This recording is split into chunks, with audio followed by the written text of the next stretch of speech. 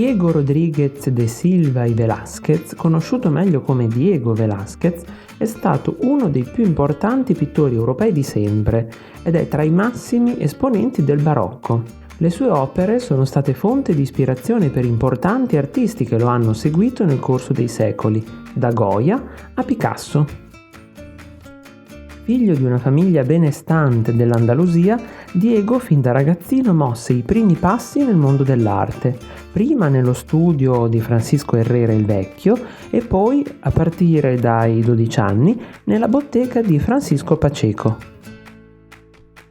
Dopo essersi fatto un nome a Siviglia, Velázquez nel 1622 decise di trasferirsi a Madrid, in cerca di nuovi incarichi. Nel dicembre di quell'anno morì Rodrigo de Villandrando, il pittore di corte preferito dal re Filippo IV di Spagna.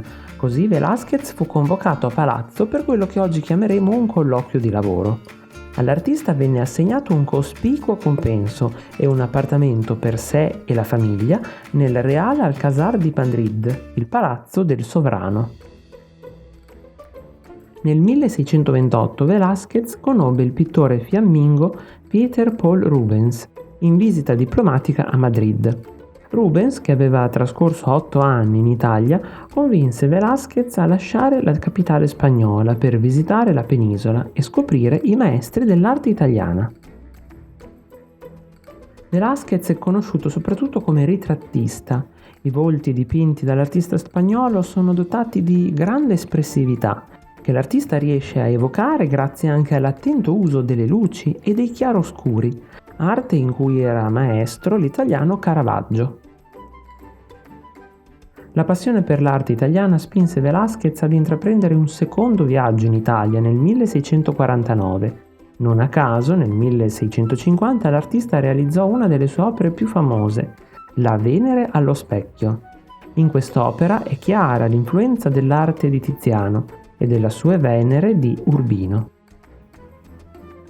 Fu nel 1656 che Velázquez dipinse il suo capolavoro, Las Meninas, opera magistrale per composizione, profondità, luce e scelta del soggetto.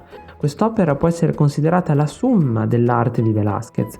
C'è l'abilità tecnica nel ritrarre, ci sono le conoscenze teoriche di arte, matematica e geometria, c'è la creatività e il coraggio nel rappresentare un soggetto istituzionale in modo così anticonvenzionale. Velázquez aveva un talento unico nel ritrarre fedelmente i suoi soggetti, grazie all'attento uso delle luci e alle sue pennellate morbide e fluide. Figuratevi che Papa Innocenzo X si lamentò per l'eccessivo realismo del suo ritratto, realizzato dall'artista tra il 1650 e il 1651. Nel 1659 Velázquez fu insignito della Croce Rossa dell'Ordine di Santiago, una delle più alte onorificenze concesse a un artista spagnolo. Un anno dopo ebbe l'incarico di curare l'allestimento scenico del matrimonio tra Maria Teresa di Spagna e Luigi XIV di Francia, sull'isola dei Fagiani, una piccola isoletta paludosa nel fiume Bidasoa. Velázquez con le sue opere influenzò profondamente l'arte di chi lo seguì. In molti si confrontarono con la sua eredità, da Goya, Manet e Bacon fino a Picasso, che realizzò una sua versione del celebre dipinto Las Meninas.